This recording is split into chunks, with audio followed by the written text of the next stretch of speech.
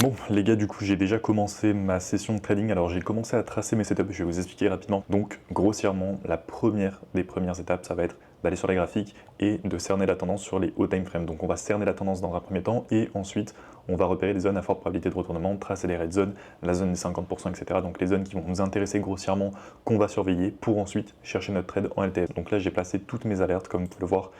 On a actuellement 4 alertes qui sont en cours, 5 alertes pardon, qui sont en cours, donc sur le GBP CHF, GBP UD, Euro NZD, Euro CHF et Euro AUD.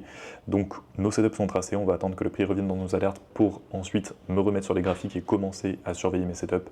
Pour le moment, le prix est toujours entre le bas de la session asiatique et le haut de la session asiatique, donc on va patienter. Et maintenant que mes alertes sont placées, j'ai juste littéralement à attendre et ensuite, dès qu'elles sont déclenchées, revenir sur les graphiques pour chercher cette fois mon entrée sur les low time frames. Et effectivement, pour aujourd'hui, on n'a pas eu de très grosses opportunités. Le métier de trader, c'est identifier les récurrences, exploiter ces récurrences sur le long terme, donc on va pas suranalyser, on va pas chercher des choses qui ne sont pas là. Là actuellement, on avait des setups qui étaient mis en place pour aujourd'hui, on avait des tendances qui étaient très bien définies. Malheureusement, le prix n'est pas revenu sur nos zones, donc on ne trade pas. Ça fait partie aussi du métier de trader indépendant.